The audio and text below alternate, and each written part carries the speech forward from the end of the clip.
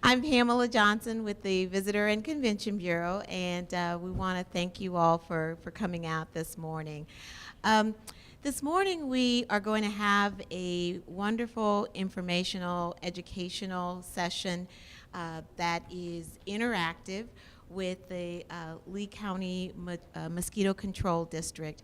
We think that at the Visitor and Convention Bureau, we wanted to make sure that you, our industry partners, were very well equipped on Zika and how to talk to guests about it. The most important thing is to be educated. So if you're getting questions, you can pass along to your staff how to appropriately discuss things also that you should be doing and perhaps not doing on your property, things that, ways that the Mosquito Control District can help you. So we really wanted to have a discussion with everyone about that.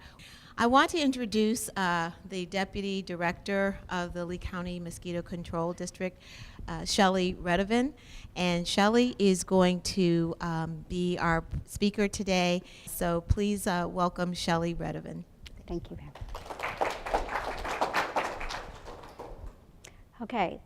Well, thank you for coming. It was very nice that Pam had come up with this idea. We do get a lot of questions where people will call in, they're planning their vacations, they're asking me about sites, if it's safe to go there, and it's like there's a lot we can learn from you, and then hopefully we can provide some information for you that you can share with your guests. Please do, if you have questions, feel free to ask them, and we'll get the microphone to you so that you can ask. And I thought I would start with the very basics. We're going to kind of go through who we are, what we do, why we do it, and then that way we'll get to the Zika and how we try to control that and what we think that you could do for us to try to protect your properties.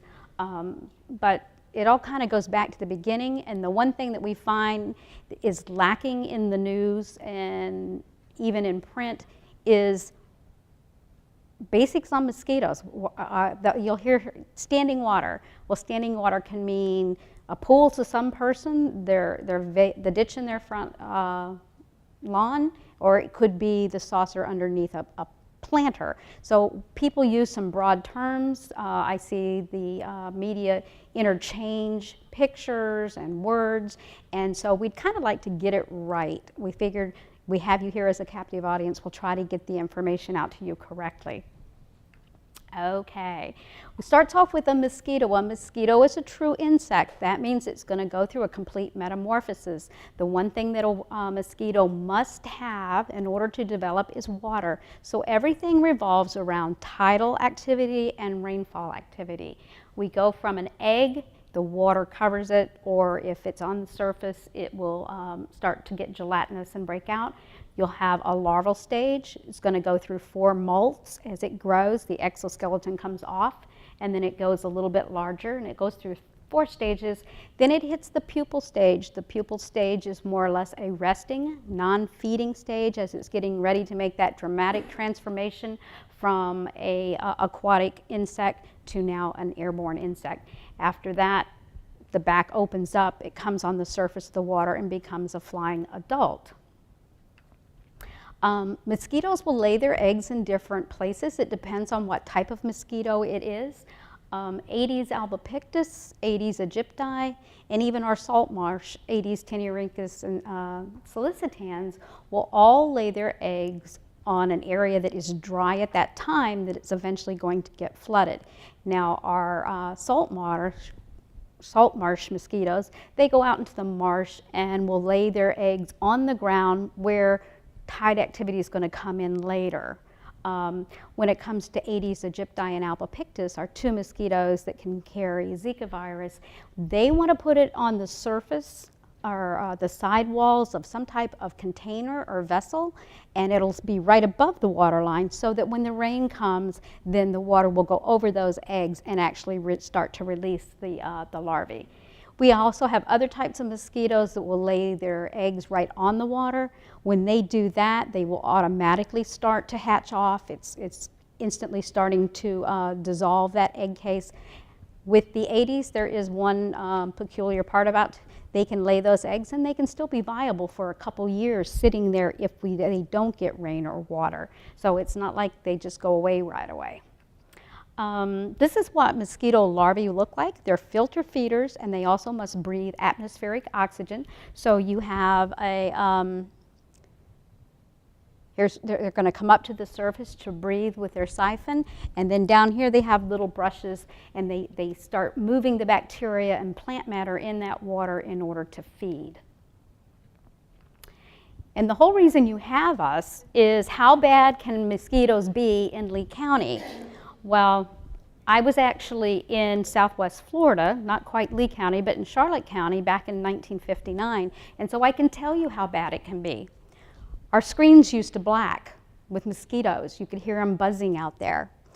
Animals didn't die from loss of blood, but cattle, horses or something, as they're walking through a pasture, would kick up large numbers of these floodwater mosquitoes, and they would literally pack their nostrils and they would suffocate. So between that and the number bothering people, there was a great cry out for mosquito control.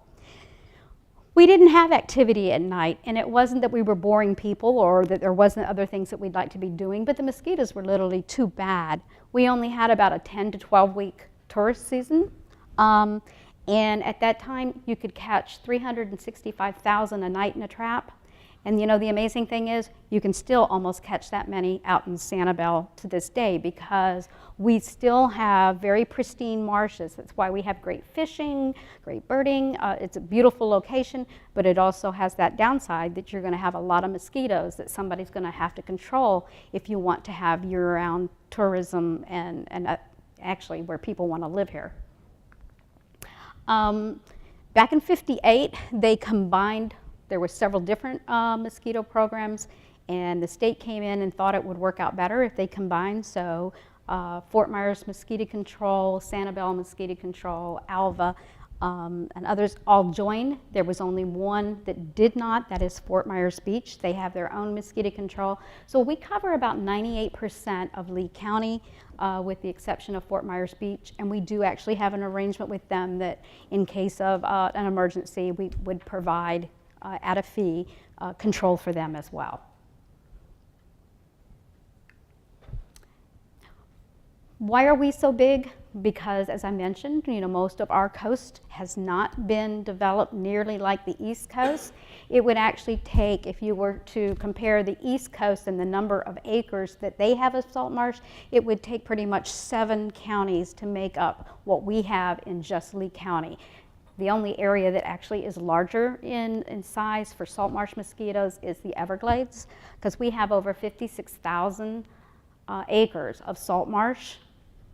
On the other coast, you're talking about 46,000 total, and most of that has already been impounded, where they actually pump up the water and they don't allow natural flow in and out of their marshes. So we are very unique here. In addition to our salt marsh, we have at least this much acreage inland, where we get standing water from rainfall in Lehigh, North Fort Myers, and other areas around. So we have freshwater mosquitoes that are going to flood out there, and we have saltwater mosquitoes. So that is what has always kept us very busy. Now, if you happen to be out by the beaches, a lot of people don't know, there's different methods to control mosquitoes, and preferably the one that is most effective is source reduction. Now, that's either building a dike to hold water in so that the mosquitoes don't have a place to lay their eggs because it stays too wet, or you find a way of keeping the water out by like ditching or draining. The west coast of Florida didn't have the same tax base as the east coast, couldn't afford a lot of those kind of projects at that time, so we didn't have a lot. But one of the projects that we do have, which thank goodness gives us some quite a bit of relief out in Sanibel, is Wildlife Drive, and that was a mosquito control project with Fish and Game, and we put in that it's essentially a dike, and it does keep it wetter than what it normally would have been. That keeps fish, and we also get to see a lot of wading birds that way. It's kind of nice. That actually helps control saltwater mosquitoes out in Sanibel. The other way we would control it ideally is larviciding. That is that next stage that feeds. You really can only control either the larvae or the adults. You can't see the eggs, you can't control the eggs, and you really can't do too much about the pupae. So we've got those two stages we're looking at, and when they're in that larval stage, we want to control them. We have quite a few more products that we can use. We've got about a 5-day window from the time they're flooded. We've got to get them or they're gone. And in the afternoons during the summer, a lot of our spray time gets cut off because the helicopters can't go out if it's lightning and thundering and raining. It doesn't do any good to do that. So we're on a tight time frame. So when we get high tides that are covering areas, it's very busy around here. They will go out and inspect either by ground or by air. And this is showing you one of the ground, and then this shows you how prolific they can be. They have found that in the salt marsh, you can get about 45,000 eggs per square foot. So when you have large acreage, you're talking just millions of mosquitoes coming off. And because they're being all flooded at the same time, it's a synchronous brood. So it isn't just a few today and a few tomorrow. They're all coming off at once, and that's what makes it so difficult. And that's what we often see out there. It's a mass of mosquitoes. And I thought real quick I'd show you. This is out on Sanibel, and you can, sometimes they say, well, can you see them? Well, sometimes we can even see them from the air with the helicopter, because they will form these large rafts, and there's so many that you can actually see them. It's kind of, it's a little hard to see it, but you can kind of see something brown right there. This is at about 75 feet above it. When you start to get down, now you can begin to see that's a ball of mosquitoes. They all aggregate together. It actually is kind of, they think, a defense mechanism, because it makes them look so much larger than what they are. The birds and other predators will not go near them. And then, if we don't get them, this is what it looks like. They just start coming off in these large masses. So we do our best not to let that happen to you. Yes, sir. So how long does it take for the egg to hatch? Once the egg gets covered with water, it can happen very rapidly. About a day, you'll start to see them. They go to that first instar, which is almost hard for the naked eye to see. So it's usually a couple days before you know they're there. And then by the third day, you better be grabbing them, because you're starting to get towards the end of when you can actually treat for them. But it doesn't take too long for them to hatch. So that big area on Sanibel, how did you all treat that? Just spray it? They just sprayed it. And they're dead? The product that we use several different ones, but a lot of it is a soil bacteria that they're going to filter feed. And that bacteria, when it hits them, produces a spore. It rips through their gut. And the beauty of that product, which is what we would use in case of a local case, which we'll talk about in a little bit, is that we have very acidic bodies, and insects are alkaline. And this particular product that we use, the BTI, is geared specifically to the alkalinity of mosquitoes, midges, black flies, that type of insect, so that if a fish eats it, the dog drinks the water, you and I have it, it is not going to do anything. It just stays inert with acidic bodies. Good question.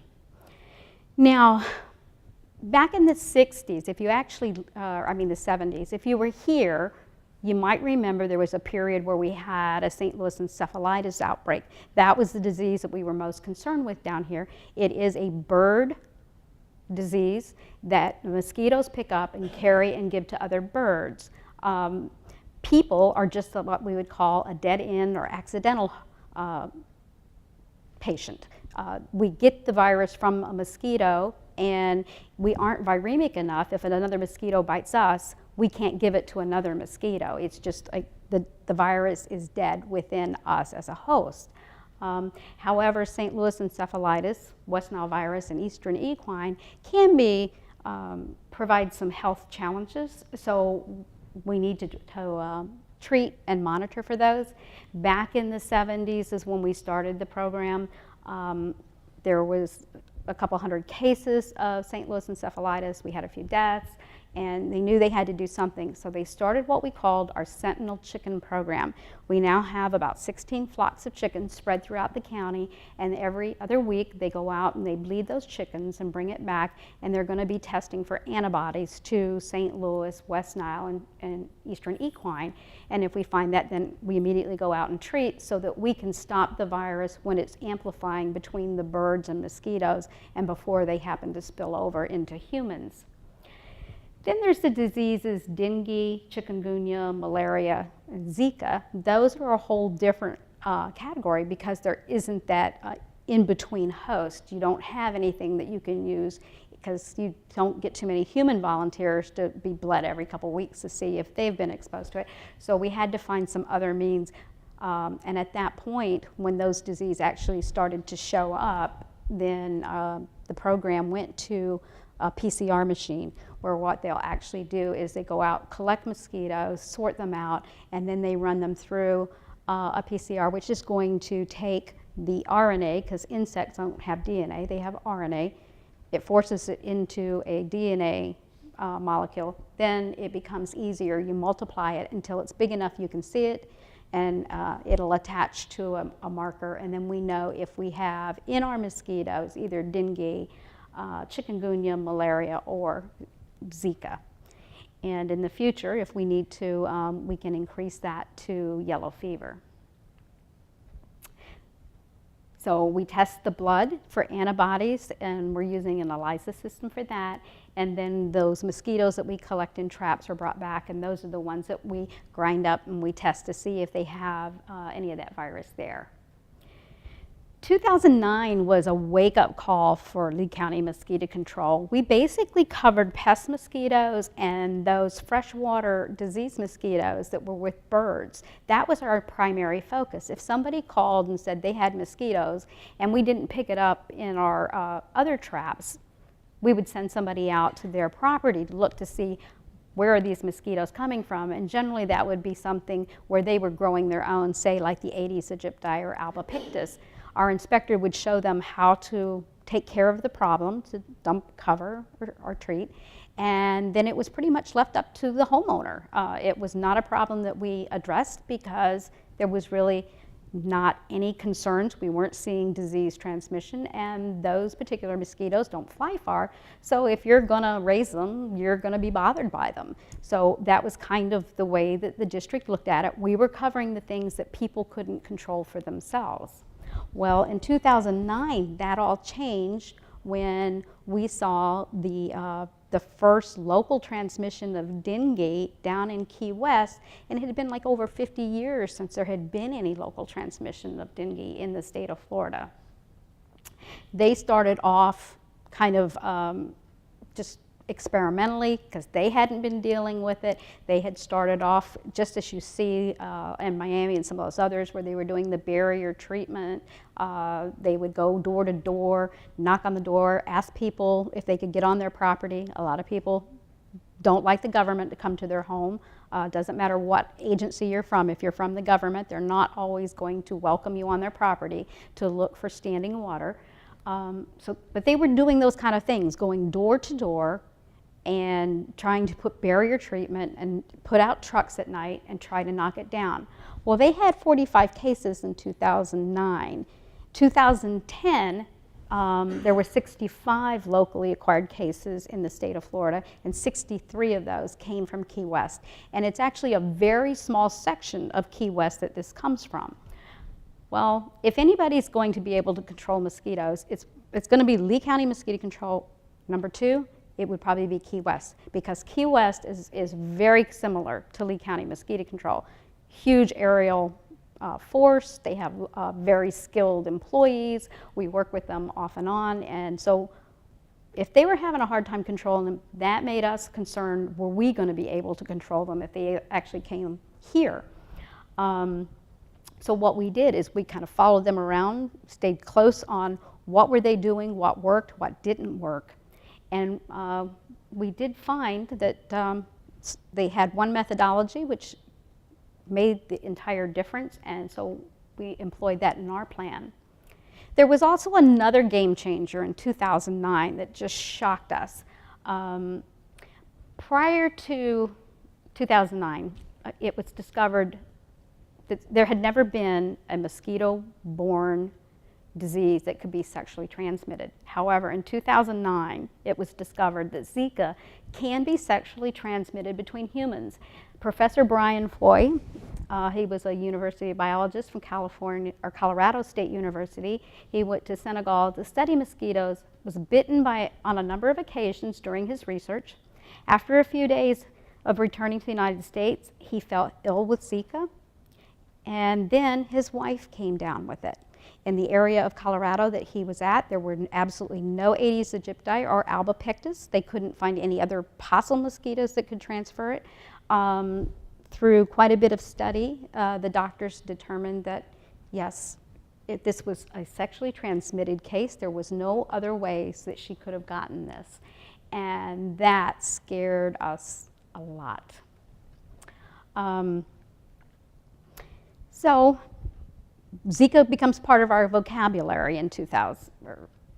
At that point, it's kind of on the radar because Zika was a very, very mild disease. We were far more scared of dengue because dengue has 4 serotypes, so you don't get protection if you have it once. It doesn't protect you from the next time. It can actually get worse each time and go into a hemorrhagic situation.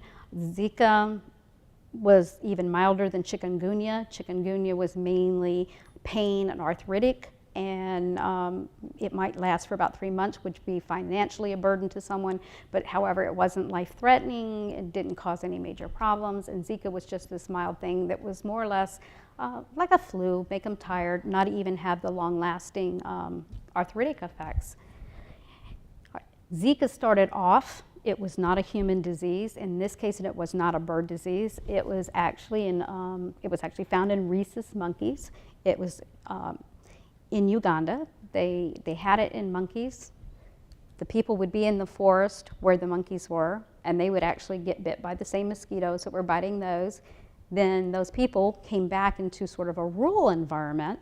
Now, as they come back, they're bringing disease with them, they're bringing those mosquitoes with them, and the Aedes aegypti and albopictus mosquito just found that this was really the right place for them to be. They kind of, from that point on, kind of co-evolved because they loved being in this domestic environment where they always had a blood meal and they had some protection from the weather and other predators.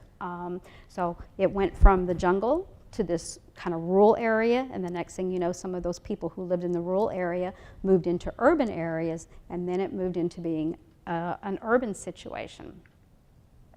Okay, it originally was identified both in Africa and Southeast Asia, so we do have 2 strains that are going of this.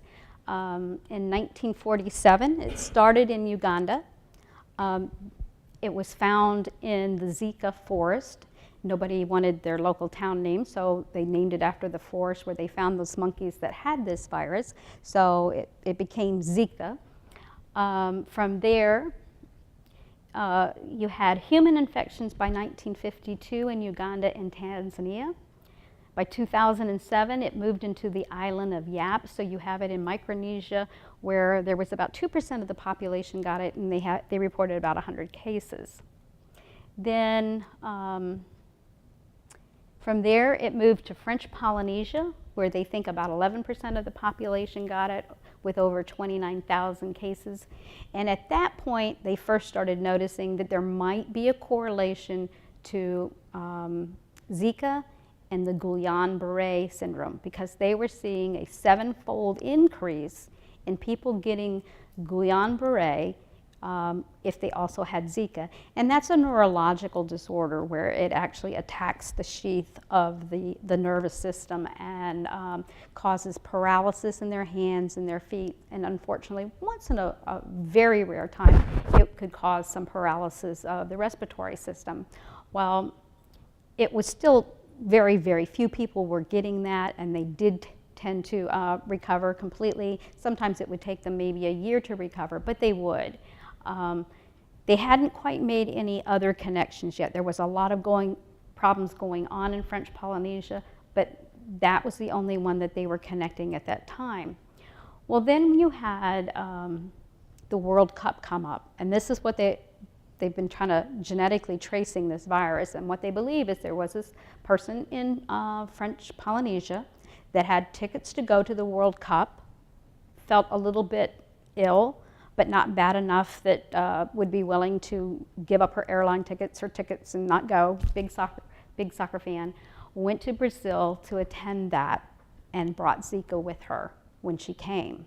And at that point, Zika was introduced to Brazil, and it took until 2015, so it took more like a year before it actually started to be noticed in the population, and they actually started to identify, oh, this is Zika, like they had in French Polynesia. May 20th, 2015 was the first reported case when they actually identified it as Zika in Brazil. By November, they declared it a public health emergency. By December, the CDC went down because they wanted to try to keep this from becoming a pandemic rather than just an epidemic. They were beginning to find that, yes, indeed, Zika was what was causing these problems. They were finding that it could spread to people. And then they were finding that people could spread this to other people. It is generally transmitted by the bite of Aedes aegypti or albopictus, but it can be transmitted if the mother gets it. She can transmit it right through the womb. If she has got it late in her pregnancy, it can be transmitted at time of birth. It can be transmitted sexually, and that is every manner of sex. It does not have to be heterosexual. It can be through blood transfusions, lab exposure such as needle sticks, and it can be detected in saliva, urine, and breast milk. So far, they have not shown where a mother having it in her breast milk has given it to a child. And there is some question on saliva, because there was a case out west where the only way they could find that the caregiver got it was from actually wiping the tears of his grandfather. And so they think that perhaps that person was just an extremely viremic person, that maybe that was allowed to transmit that way. Now, these are our two little villains. They're gorgeous mosquitoes, actually. Bright black and white, beautiful patterns. The one on the left, Aedes aegypti, is known as the yellow fever mosquito. This mosquito, when they talk about its range, has kind of shrunk a little bit, but as you remember, our capital was changed because we had yellow fever going all the way up the coast, and they moved it back a little ways to get it away from, because people couldn't live out closer to the coastline because of the Aedes aegypti. That particular mosquito probably came over on slave ships. It originated in Africa. And then there's the Asian tiger mosquito, which is also another invasive species that can carry it. But that one probably originated from Asia. Zika virus is spread to people primarily through the bite of these two mosquitoes. They're commonly referred to as domestic mosquitoes. They prefer to live in close proximity to people, and if given a choice, they will always choose human blood over any other type of blood that's been offered to them. They're very difficult to control because they can breed in such small amounts of water around the home. It's not something that mosquito control can easily get to and take care of. It really is a spot-by-spot elimination. And so by eliminating breeding sources, by emptying water on a frequent basis, it can help protect people in their home, in their business, and workplace. Aedes aegypti and albopictus are what we like to call sippers. If you're out and there's salt marsh mosquitoes, you can be standing in the dead sunlight and there's a breeze blowing, and that mosquito will come and hit you, and you know it's biting you. They're very aggressive mosquitoes. whereas the Aedes aegypti and albopictus are almost what I would call very dainty eaters. The female is going to probably prefer your ankles, and most of the time you don't even know you're being bit by that mosquito. And one of the things that makes this a little bit more difficult is they very rarely take a full blood meal when they bite somebody. The mosquito will land on one person, take a little blood, and gets a little nervous and bounces off to the next person. So you could have one infected mosquito infecting probably up to like 3 or 4 people when she takes that blood meal in order to have enough protein to lay her eggs. So it's more of a challenge with a mosquito that likes to sip rather than the one that likes to just get one meal and be gone. Now, people like to, they need to know, or if you also need to know, what does Zika symptoms look like? Because they're not really all that unique. Generally, from the time of mosquito bite to the time they start to be symptomatic, it's going to be between 2 and 14 days. The average is probably 7, but there's exceptions to every rule. This is difficult because 1 in 5 will be symptomatic. So you've only got 20% of the people that actually get this that will ever have any symptoms. So therefore, there's very few hospitalizations and few visits to the doctor.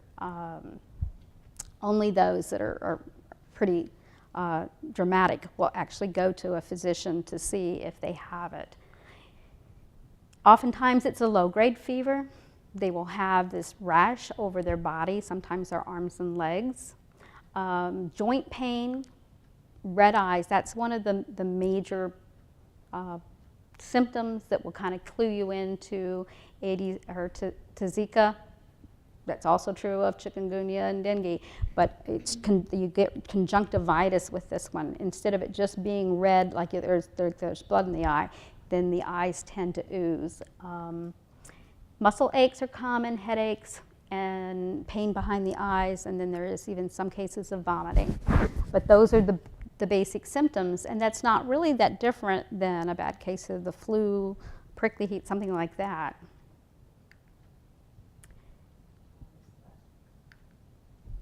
Okay, so they do tell, there is nothing there are no treatments for it. It's just to treat the symptoms. You should avoid aspirin and similar drugs because there could be a component of hemorrhagicness to this. So they don't want you to take something that'll cause you to bleed more. There is no vaccine, but research is underway, and we're very hopeful that will be. And then, of course, it's linked to poor pregnancy outcomes and possibly even the Guillain-Barré syndrome. We didn't think we had a lot of Aedes aegypti in Lee County. We primarily use the CDC light traps, the one on the lower right. Those would be put up higher because we were trapping the mosquitoes that are primarily going to be feeding on birds and in vegetation to trees. We'd have that little bag that puts off dry ice that gives a plume of carbon dioxide. Number one attractant for blood-seeking arthropods is going to be carbon dioxide. So that would go out and we would get collections. We would get a few Aedes aegypti in our traps, so we figured, okay, we have some, but we didn't think we had that many. One of the things we learned from Key West was, guess what? Those traps don't do a very good job with Aedes aegypti and albopictus. This new trap that's on the market, they tried it and found out it was much better, and that's the one on your left. We refer to it as a BG trap. It's a Biogentric. That's a company that manufactured it. It actually sits on the ground rather than being hung up because that's closer to like where the ankle biters would be. It has kind of a porous surface on the outside of that trap, and it also has a lure inside that simulates lactic acid. So you've got carbon dioxide coming out of it and this lactic acid smell. Well, when we exercise, we put off lactic acid. Mosquitoes love something warm, something moist, and they like that smell. When we have lactic acid on our body, it attracts them. So between the carbon dioxide and that, this becomes a very attractive trap. Plus, Aedes aegypti love that color combination of something light with something dark in the center. That reminds them of like a cavity, a position that's going to hold water. And so when we started using these traps, it was like, oh my, we had no idea how many Aedes aegypti we had. And on top of that, we were surprised we found them everywhere in Lee County. There is not a spot in Lee County that you cannot collect Aedes aegypti or albopictus. Okay, so we geared up. Not only did we upgraded our lab. Before, they would have to run tests, and they'd run it for dengue, and then they would run it for Zika, and then, or for chikungunya. And you would have to run these tests one at a time. Well, when we realized that we could be looking at a major problem, we upgraded our laboratory equipment, so now they can run 92 tests at a time. Every one of those tests can test for Zika, dengue, and chikungunya, so that way we can rule those out and cover a much greater ground. So we have found areas that we believe are producing some of the largest numbers of them, have our traps out there regular, and we're testing those to see if the mosquitoes have picked up the virus. And then we also use this when we're doing surveillance for travel-related or if we were to ever see a local transmission. So we put together our plan. You know, we upgraded our equipment, we found where they were at, and then we started to figure out what are we going to do if it comes here. And we pretty much are following what finally worked for the Florida Keys. We work very closely with the health department. We really do appreciate them and appreciate any funding that both the state or federal government can give them, because without the health department, we lose part of our surveillance. If anybody shows up to a physician or a hospital that has Zika symptoms, what they will do is they immediately call the epidemiologist at the health department. They get the information on where this individual lives, and they call us with that information. And we don't have exactly where they live. We don't know any of the personal information. However, they give us, it's a 1 mile radius. So in the center of that half mile, we know that there's going to be someone there that they think might have it. At that point, we hurry up, put out traps, and so we'll start trapping for Aedes aegypti, and we will probably put out a truck that very first night, regardless if it's suspect or not. We'll go ahead and spray that area. And we're going to spray it 2 nights in a row. These particular mosquitoes, we figure about 50% of the population has already fed and laid eggs, and so only half are out seeking blood meals. And then the next night they would be added again. So if we hit them 2 nights in a row, we have a better chance of getting a greater number of that population. And we use 2 different products. So if these particular Aedes aegypti are a little bit resistant to one product, they might not be to the second. And so what we found was we were getting a pretty good knockdown if we did it in this fashion of 2 nights in a row.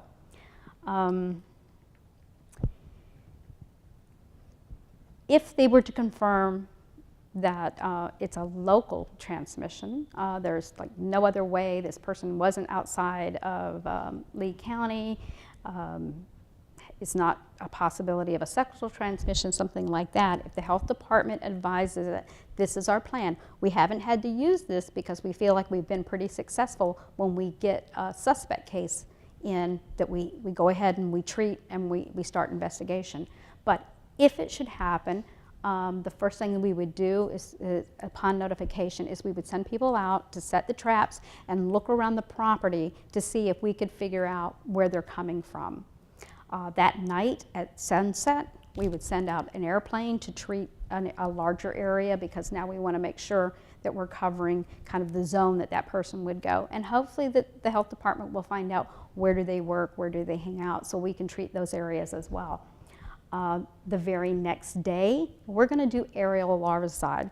Now, if you've been out at the beaches, you've probably seen our helicopters treating those marshes or treating some of the open areas. We don't treat over houses or businesses generally, but in this case, we are going to go directly over those places that might have the Aedes aegypti breeding around their homes or their properties.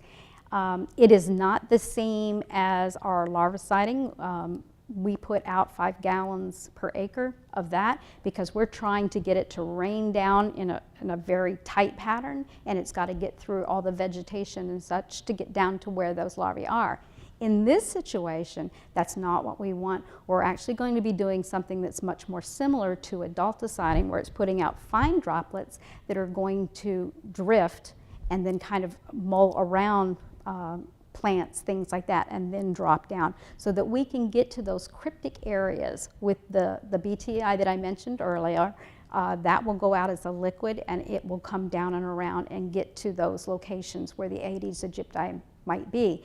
So we might get lucky and get 75% cooperation in a neighborhood, and they would go through and clean out their breeding sites and take care of it, but there might be that remaining 25% who doesn't. So rather than do that, we're not going to take a chance. We're just going to go out, treat it all, and try to knock down those larvae. And it's really important. We're trying to knock down the adults, stop any future transmission right away, but we also want to knock down the larvae so that we don't have the next generation coming through. And that is important because this particular mosquito has shown with other diseases to be able to take the virus and pass it on to her eggs.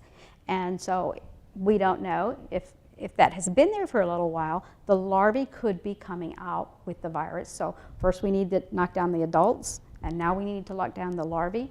And then the very next day, we're going to go out again and do the adulticiding all over again. There will be at least 2 days, and we'll test those mosquitoes that we collect in the traps in that area, see if there's any virus. We will keep that up. If we have virus, we'll spray. And we'll keep putting the traps out there until we know there's no virus and we can't find any larvae in that area. Yes, ma'am.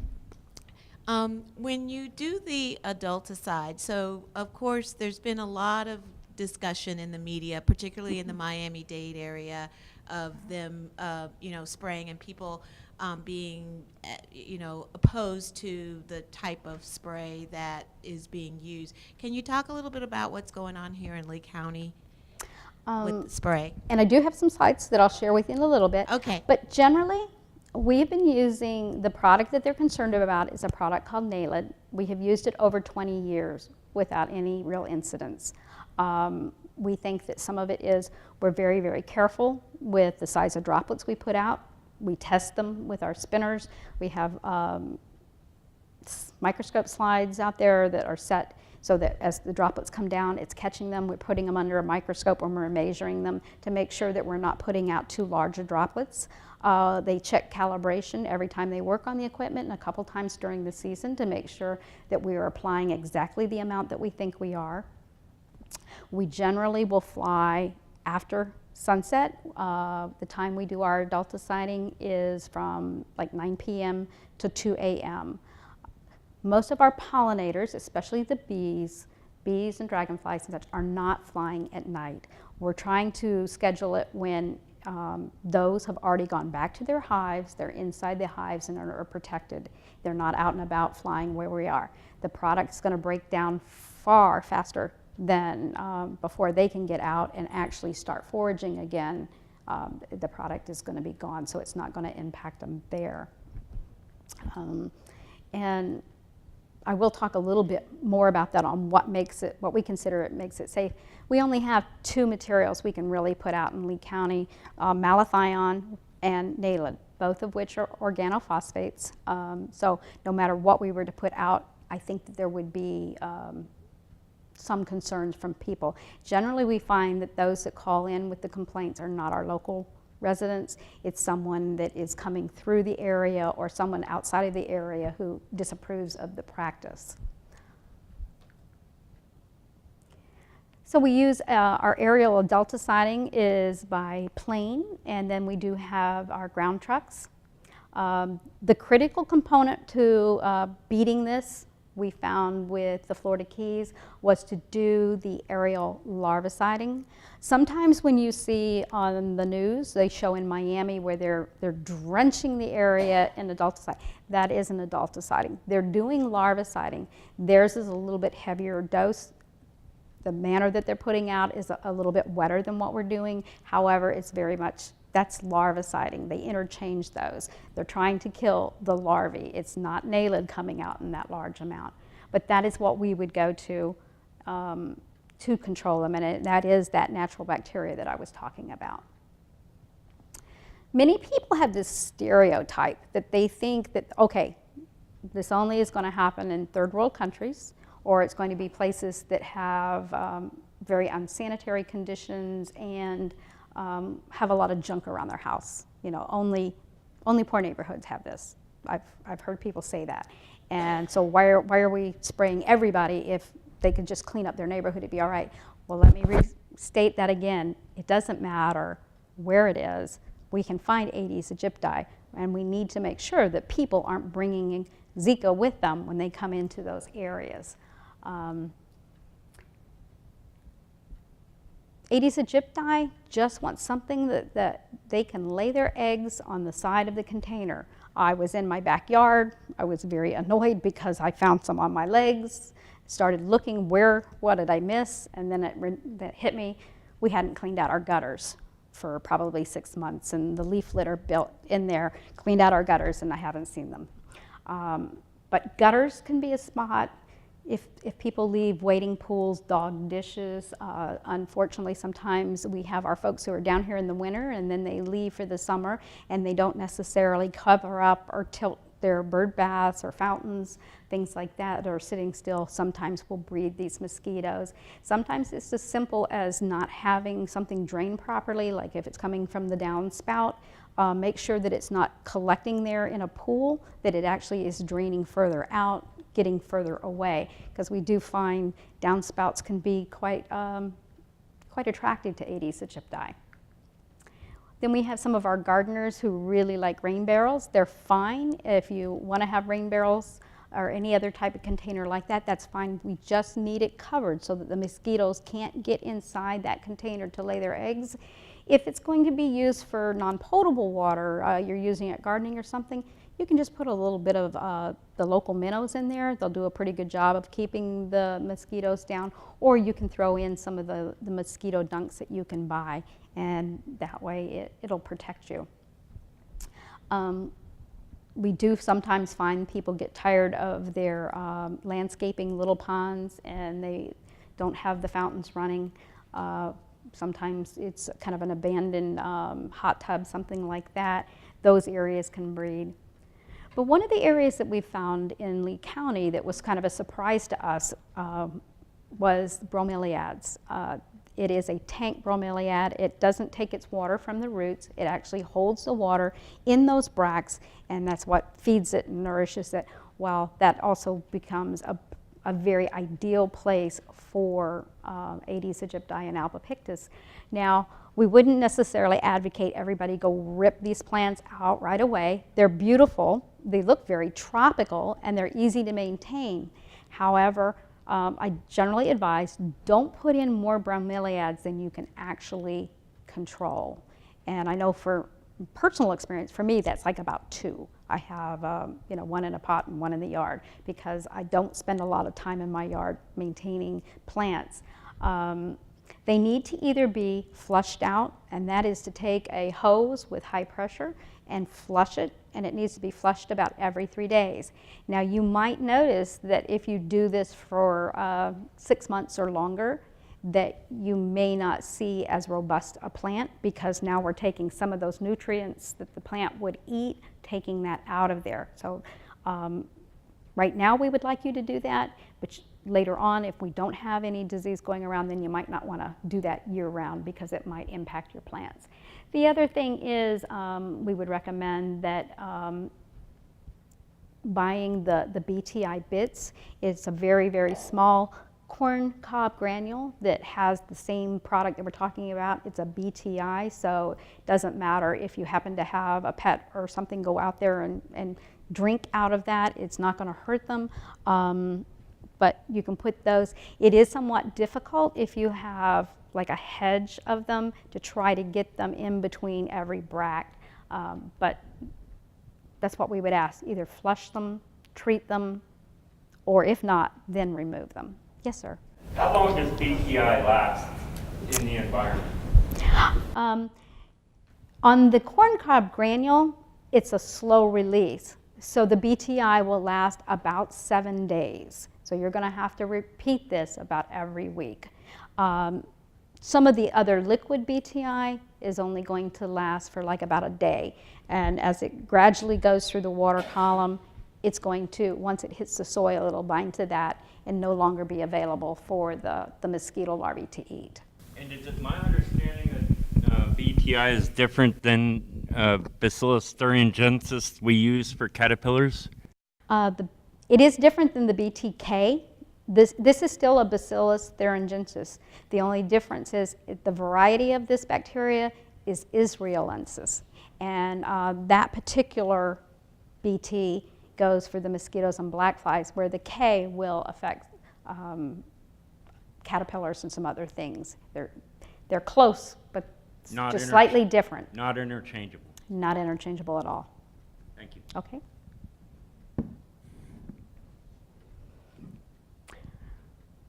Okay, so tires, something like this, is very attractive to Aedes aegypti. If you have playground equipment in a park or an area for your young guests, it's not enough to just drill a couple holes in the bottom, because sooner or later there's going to be some plant material in there that tends to clog. You need to make sure it's a pretty good slot that will actually cause drainage so that you're not producing those mosquitoes right where the little kids are going.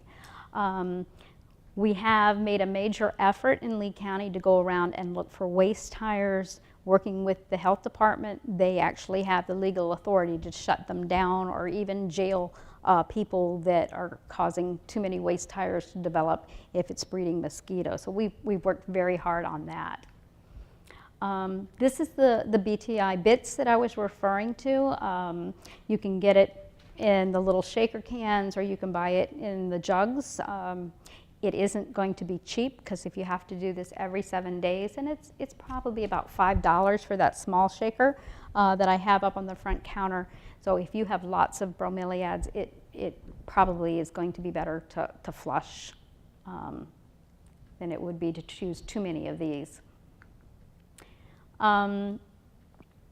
What we have in our arsenal, sometimes what you'll see on TV is people walking around with this long swing thing, and they're putting out a cloud. What they're actually doing and shaking the bushes is they're putting up barrier treatments. Barrier treatments can be somewhat effective. We don't do that. One, you're talking an extremely labor-intensive thing that we feel that we can cover more area, be more successful with our methodology than that. Plus, if you put out barrier treatments all over, and if it happens to be a blooming bush and you draw bees to it, they get on that, and sometimes you'll lose some of your pollinators. That's where you might find bees laying somewhere dead. They're not by their hive, they're not on the bush, but somewhere between those points you find them dead laying there, and people, okay, did you spray? No, we haven't sprayed here. But the bees have been probably exposed someplace else to something else, not us. So we have a couple handhelds. We don't use them in that fashion. But if we were to go out to, say, a preschool, daycare center, a nursing home, someplace where you have some at-risk people that there's mosquitoes there, we might come through there and just knock down the adults that are there for that moment and then try to figure out where they're coming from later. But we wouldn't be putting out barrier treatments.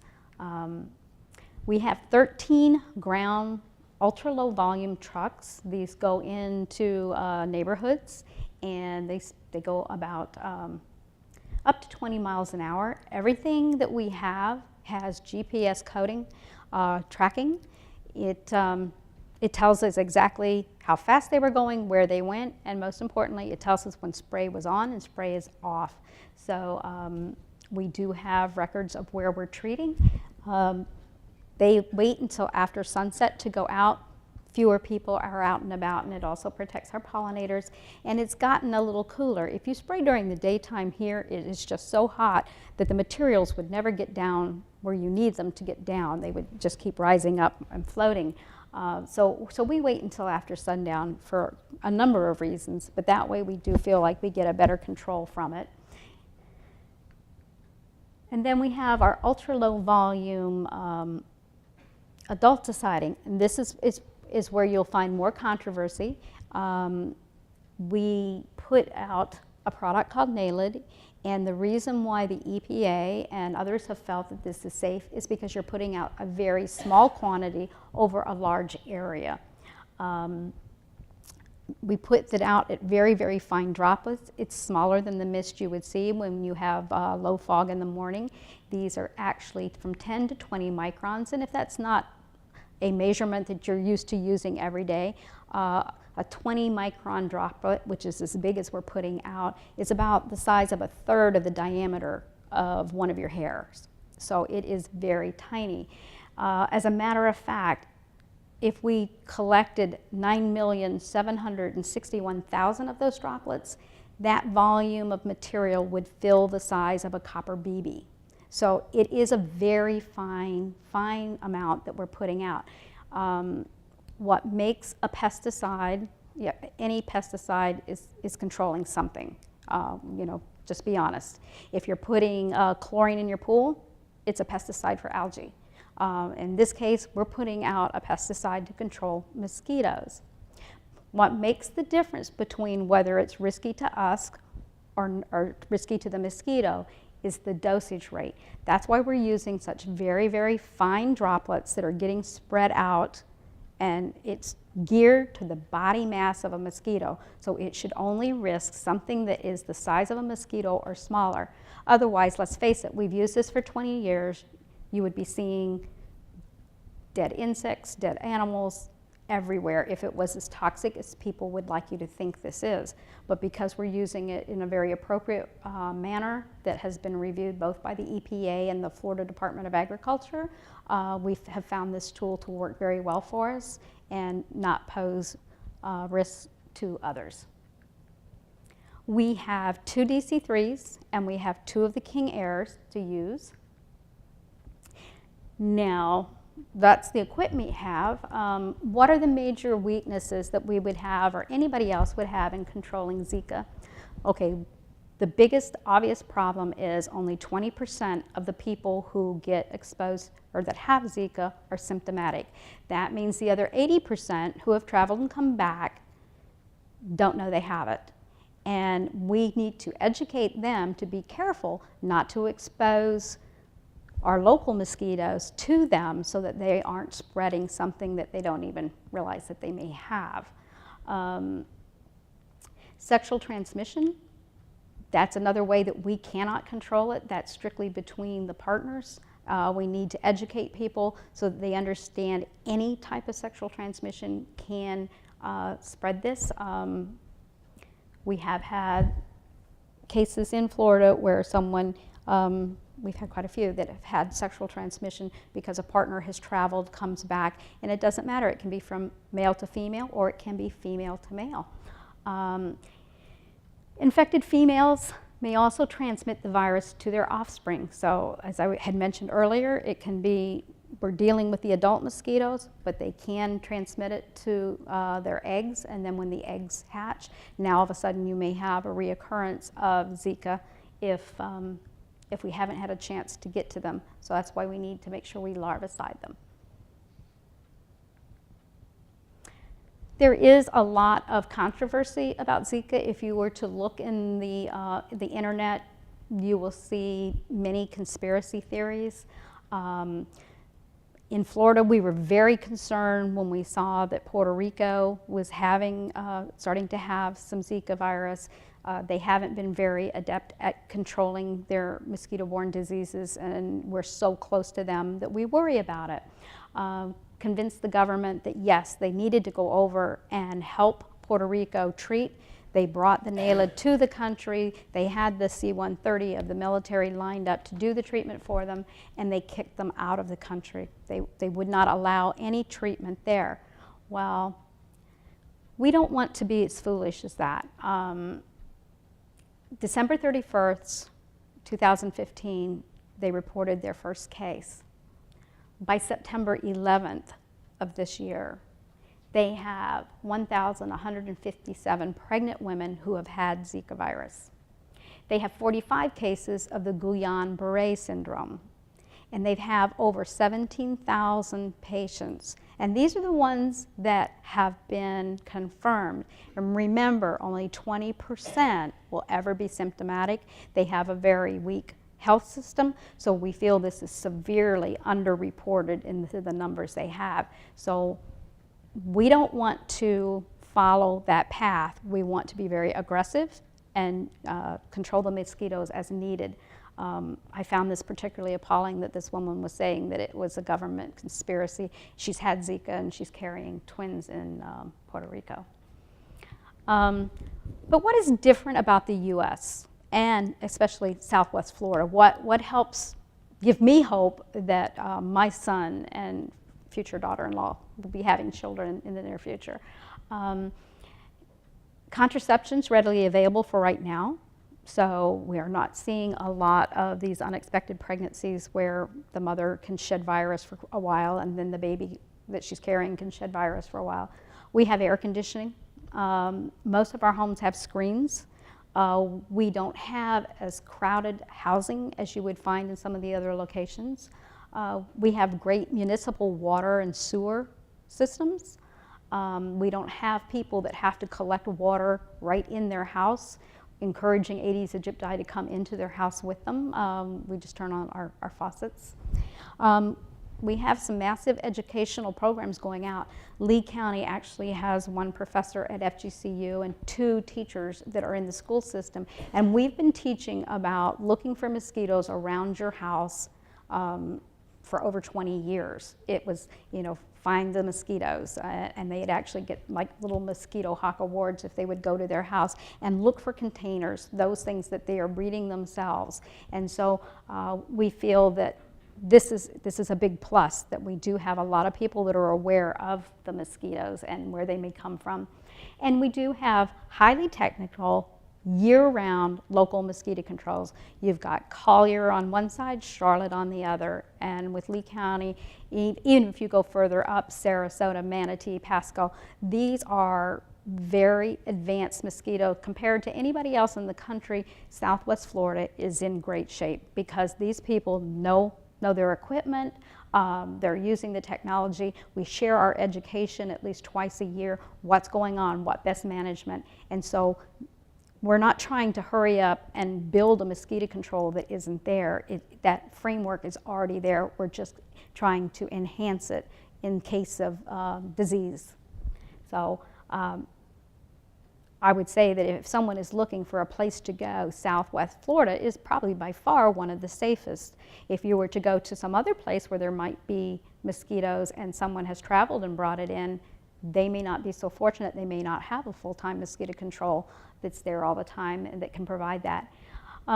Just to kind of show that there is some numbers to back this up, on my chart here, in 2014, for example, 452 cases of chikungunya were imported into the state of Florida.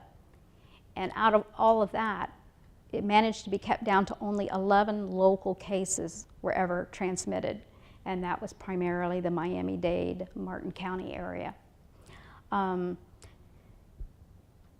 You look at Lee County, we had 16 of those cases come in to Lee County that were imported. However, we had no local transmission here. So we felt like that was a pretty good job with all that chikungunya coming in. Dengue, we see dengue virus coming into the state every year. Generally about 80 is the average that will be coming into the state. It was kind of on the rise in 2015 with 82. We get 1 or 2 every year that are locally that are travel related coming into Lee County, and we have yet to see any local transmission from that. Malaria is the same thing. 30 to 60 is normal for that. Now this year, with the Zika virus, Florida's seeing about 676 cases that are imported. 64 are locally acquired. Lee County, now we have to up that. We have had 12 confirmed travel-related cases and no local transmission. And so we will be doing everything humanly possible to keep it at that stage. But we think because in the past we've been able to do it, we think that maybe this time we should still be successful. We encourage everybody to do what they can themselves. If you have guests, if you want to make it easy, you may want to hand them some repellent or leave some in their rooms, something like that, just to let them know. The main thing is keep the mosquitoes outside. Keep the screens intact on porches and things like that. Things that would hold water, flower pot, saucers, things like that. You either drain it, cover it, treat it, or remove it. People need to cover up, especially your employees. If they're out, taking care of the lawns or doing maintenance and stuff, make sure your employees are covered up. So that means being able to wear long sleeves, long pants, and socks. What we do for our employees is we also give them a head net that can be bought at any sporting goods store, hunting area, and maybe even in some of your big box stores where we don't put on repellent because we're trying to get landing rate numbers. And if you have workers out, they may not want to be putting repellent on their face repeatedly. So if you can get them the net, it's a little warm, it comes over their head, they can kind of tighten it down, and that way mosquitoes, no-see-ums, deer flies and such will not be bothering them on the head. If they can't do that, then of course the next best thing is to get some repellent, put it on the outside of the clothing, spray it on the hand, and then cover those areas of skin that are exposed. Repellent has been shown, as long as you're buying the formulated repellents, if you go with the ones that the CDC recommends, that it's safe for a pregnant woman, it is safe for children. As long as they're over a couple of months old, DEET is perfectly safe for them. They do not recommend that the natural essential oils are used on children under 3 years old. It can sometimes cause irritation, and they haven't done studies to know that it would be safe on small children.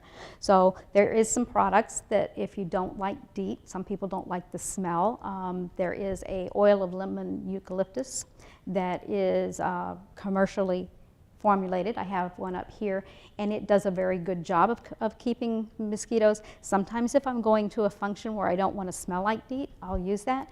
The only thing is you need to know how long your product works, and that one is only good for about 4 hours, whereas the DEET's going to be closer to 6 to 10. So if I'm going to be out for a while, I'm going to use the DEET. They also recommend a product called IR 3535 and picaridin. So any of those products they feel are safe. And for especially small children, I would probably keep it under about 30%. Just, you don't need, unless you're going to be out there all day, you don't need a higher dosage or percentage of DEET. That'll work fine. I keep a small spray bottle in my purse with me at all times because sometimes you'll be surprised where you find mosquitoes. The other thing is you might consider giving to your guests or your employees. We have some towelettes up there, and there's some in your goodie bag so that you can have. Those are nice because you don't necessarily want an aerosol can in your vehicle. It gets too hot for that down here, but those are nice. You can always tuck them into the side door of the car, up in the visor, put them in your purse. They're just very handy to have around, and then you don't get caught someplace. The other thing, if it's going to be employees that are going to be out every day, all the time, the CDC does say that you can use permethrin. This is not something that you put on the body. It's you hang up the clothes, you spray the clothes, let it dry, and then you can wear them. This has primarily been used by people who go hunting or camping, and they're going to be in those clothes for a couple days, and that protects them from ticks and mosquitoes and other critters that would be out there that might come to bite them. But they do say that sometimes that gives a little added protection for the employees. Now, you may find that you have guests that are coming from all over the country, and they may not have mosquitoes where they're at, and these may be people that the thought of having a plane go over at night just scares them to death. A lot of times we find that if people are told in advance, then sometimes they're not as frightened. So in order to make people aware of where we're going to be, we have what's called a notification list. So if you want to be notified, it is a robocall. What we do is we have the county divided up into these little polygons. Those are actually spray areas, how long it would take us to do one area for 8 hours at night. But you see the little dots on those? Those are people who are on our notification list. We set up our polygons on where we're treating. If a person falls within that polygon, the computer will call those phone numbers out and it will make a call to them. The only thing that we ask is that you have someone who is either going to always answer that phone or it has an answering machine that will take the message. Generally, those calls will go out after 2 o'clock, sometime between 2 and 4 o'clock, to let you know where we're spraying that night. So in case you wanted to put up a sign or something, you would have that information from us that we're going to be treating in that area. And this is where we were at last night. So those were last night's calls. Another way to keep abreast of what we're doing and where we're at is to go to our webpage. It's www.lcmcd.org, so short for Lee County Mosquito Control District. And as you look at those center toolbars, if you have someone who is blind, and cannot really use a mapping system, if they have a reading mouse, they can go to that center one, click on that says areas of treatment, and then it will actually read to them the boundaries of each area that we're treating if they have a reading mouse. But for those that are able to see the visual part of our webpage, you would click on Make a Service Request. I know it may sound odd, but if you click on Make a Service Request, it's going to bring you to a mapping system. You can put in your address if you like, and you can locate yourself, and that's going to show you if you're within a spray zone. Then at the far upper right corner, you'll see it says Show Treatment. So if it's got today's treatment date, you click on that, and it'll show you any treatment for that night. It doesn't put it out several days in advance because we don't do advanced planning.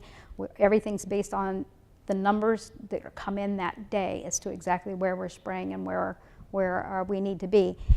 The big yellow polygons are aerial spraying, and the small green ones are ground trucks. So at any given time, you can put in your location, you can pull up this map and see if we're going to be in your area. We don't guarantee this 100%. Occasionally, a server might go down or there might be a problem. So if you are worried or if you have someone who is chemically sensitive, then we do suggest you get on the notification list. That's a little bit more reliable. Okay, we talked a little bit about NALED, but I thought I would put up, this is the wording that came from the EPA. The EPA studied this product, knows that it was the application to have this product legally sold for mosquito control was going to be used in urban situations around homes and people. You have to assume that it doesn't matter what time at night you go outside, there may be somebody out with you. So if we're putting out a plane, even though it's after 9 o'clock at night, there's still people that are out and about, and they might be out when you're spraying. So they look at how much risk is there for a person who is outdoor. And then they actually brought it down to, okay, let's say this is a child, a 3-year-old, and the only thing that they're wearing is a diaper, and they're in the front yard of their house, the plane has gone over, so it's a direct right over them, there's a child there, and that child stays out for an hour or so. And that child is going to now roll in the grass all over the front yard, just kind of continually rolling, and in between times putting their hand in their mouth. And they still found that the risk to that child was 100 to 1,000 times less than what it would take to cause a problem for that child if we apply it as directed. So I can say that we put out this product and do so with confidence that I feel that what's going out is far safer for us than to risk anybody with Zika virus and the unfortunate outcomes that that can be for a pregnant person. Okay. Now, any questions? How long does, once you're infected with Zika, how long do you have it? For life? It's only going to be viremic in your body where you can actually give it to to a mosquito for about 3 days. You may have it still in your body for up to 6 months that you as a male can pass on.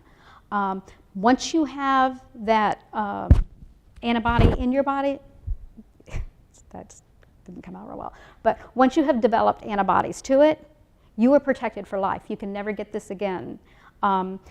The human body has a couple areas that tend to protect itself. And when a male is developing, we get most of our protection as we're starting to develop as a child. We get most of it from our mother, and then as we start to develop, we get it. Semen does not come about until puberty, so it's much later in life. And in order to protect the human body, there is some protection for the testes that no place else in the body really has. So what they have found is the virus will go and reside there and can last where the rest of the body has already dealt with it and is exempt from it. The testes may still produce it and share it. So they have gone and found still viable virus in semen, and that's been for about 3 months. Now there's some concern that it may be a little longer. World Health says 6 months, CDC says 3 months. So just to be on the safe side, people should not have unprotected sex if you're trying not to share Zika, if you know you have it, for at least 6 months. And people will think that's crazy, but doesn't matter if pregnancy is a concern or not a concern. Even at my age and the fact I can't have children, it would still be a concern. I would still need protected sex for about 6 months if my husband had traveled somewhere where he was exposed to it. Not for me personally, but for the community at large. There may be someone else that if I got it, I would hold the virus, not know I have it, and expose a mosquito. So it's anybody who travels. They really should not have unprotected sex. For women, they're saying it's only going to last at most 2 to 3 weeks. So they're saying, go 2 months with protected sex before you would consider conceiving or exposing yourself with mosquitoes. And for men, it's 6 months. The fogging either in the morning or the evening, it seems like mosquito control is now doing everything in the evening. Is the morning, if we fog at our resort in the morning, is that still effective? If you're doing it very early, like at first light, Correct. then it's generally effective against mosquitoes, because we've done some time trapping where those traps that I showed you, the CDC, every hour they rotate, and so we'll have collections. And so for most of our different species of mosquitoes, we have their peak activity times. And while you're starting to come out of their peak activity, they still are active enough that you would be getting that. You just need to be careful of if the sun's up too high, it may get warm, or you may be actually, as the bees are already starting to come out, and then you might have a complaint on your hand if they see dead bees. Yes, ma'am. If you have a container of water and it has the larva in it and you empty it, does the larva die once it's out of the water like that? Yes, the mosquito larvae must have water in order to survive until they're ready to hatch. Now, it can be as little as kind of wet mud. They can still survive in that. So if it's just dumped on wet ground, it's not going to do anything. But if it's in dry ground where they lose the water, then they have no means of support for their body, and they do die. One more question. What temperature do they die at? Like when it starts getting winter, do they die in the winter time? You see less mosquitoes, but are they really dying? We don't really see the hard freezes here that it takes to kill our mosquitoes, because you would need at least 3 days of a hard freeze in order to knock them out, and we just don't see that. Okay. So we don't have any mosquitoes in Lee County right now carrying Zika that you know of. You are correct. we have not found, and they have been doing hundreds of pools, and we've been doing this for months, and we are not seeing virus in our mosquitoes, nor has the health department flagged us of any case that appears to be local. And so is that pocket in Miami the only place in Florida where they are occurring, or is there other counties? There are other counties. It's been Miami-Dade primarily. There has been a couple in Broward County. There has been at least one in Martin County, and there has been one in Pinellas County. There's still a little confusion on the one in Pinellas, whether or not that was actually a visit to Miami case or whether it was local completely. They haven't quite answered that. I've been getting conflicting information for how long, I'm sorry, if you can get the virus again. Now, you've just said that once you develop an antibody, that you can never get it again. Right, with Zika virus, you can develop resistance to it, and once you've had it, you're not going to get it again. Okay. I was with Lee Memorial Physicians last night, and we were doing a workshop, and they confirmed that you're not going to get it again. Are there any cures for Zika? No, there's really nothing you can give someone for it, and there are no cures. The only thing is you can either, if you've had it and you've survived it and you've got your immunity built up to it, that would be about the only cure there is. Can you die from it? Like if I'm a male, can I die from it? It's extremely rare. I think there's only been one case in the United States and very few in Brazil. Now, there are sometimes spontaneous abortions where the fetus isn't going to make it, but that's not, I guess I'm not including any of those. But for a fully developed adult, even children, they're not seeing death from it. What are the birth defects that are seen from it? They are still studying those and trying to determine what all it is. The most frightening is the microcephaly, where the virus actually attacks the brainstem, and the autopsies they've done from those babies that had died shortly after birth. There are, when you look at a human brain and you see there's like a white sheath over it and inside is the gray matter. There is no gray matter. The folds and stuff that hold memory, that hold the ability to learn, to speak, to pretty much everything our brain does is stored all within those little folds of our gray matter. And when you see the autopsies of those babies, there are no folds. It's just kind of a calcified blob. And so they may have enough brainstem to run heart and lungs, but there won't be cognitive function. So you're talking autopsies. So the birth defects can be death, and it's very, very serious, not just. Right, quite often, depending upon stage of pregnancy and everything else, sometimes the baby, the virus will attack the placenta and kill it, so then there's a spontaneous abortion. The baby just dies. There's some that have been delivered and look normal, and then they find that no, actually there was enough of the virus within the brain cavity that it was holding it to a normal size, and then within a short period of time, the virus dies and it collapses, and then the brain, you'll see like these big folds of skin. It's very devastating to look at what this can do to infants.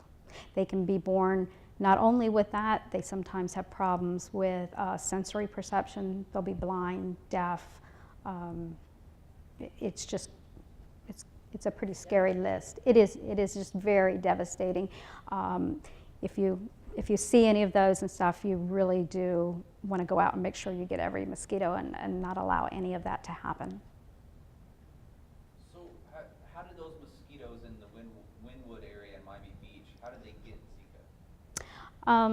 It's believed that this is a very open air group. You have a lot of outside dining, socials going on outside, and it is also a place that is heavily visited by world travelers.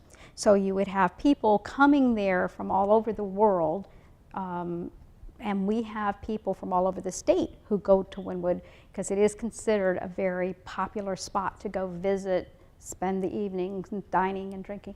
And so they do believe it was folks coming from outside of the country with Zika from anywhere south of us. There is Zika, so it could be from Mexico, Brazil,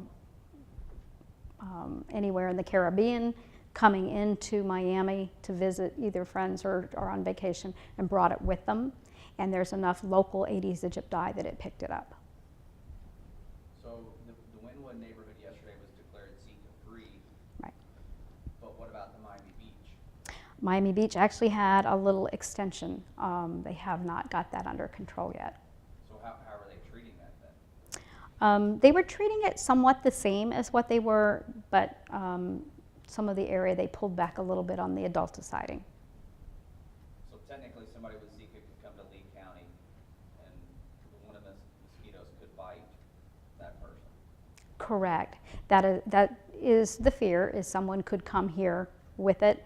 Maybe he doesn't even realize they have it, and one of our local mosquitoes pick it up. So we need to make sure that people are aware of mosquitoes, doing all they can to avoid mosquitoes, and then try to eliminate where they would be breeding so that we can prevent that part by stopping the mosquito from being available in the first place. Pass it to other mosquitoes, right? The female mosquito can pass it to her eggs, but they don't share it with other mosquitoes. It's not transmitted between like the male and the female. It's strictly the female picks it up from someone who has it in their blood and then holds it in her body for about 10 days, and now she's able to pass it for the rest of her life to whoever she's taking a blood meal from and her eggs. Yes, ma'am. Two more questions. How long does a mosquito live? Depends on the mosquito, depends on the weather.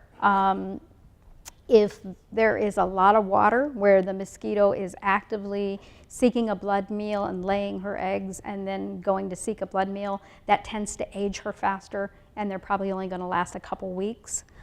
If the weather is drier, she can't find a spot to lay her eggs. Oftentimes they'll kind of go into what we would call like a diapause state, and they'll be up in vegetation or someplace resting until the water becomes available, and they can live much longer that way. In laboratories, they find them, they can keep them for months. And do you go to communities and do these talks?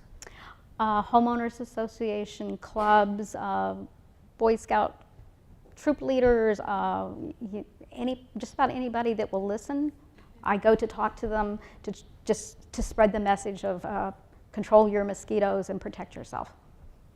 There's just a lot out there, as she, so eloquently talked about. There's a lot of information. There's a lot to know. But we really wanted to, you to leave here to be able to go back to your places of business and share it with your employees. Again, we are going to make this presentation available on our website, and Shelley's PowerPoint will be on the website as well. So thank you very much for that wonderful presentation, Shelley. And thank you all for coming today. So that concludes today's session. Thank you.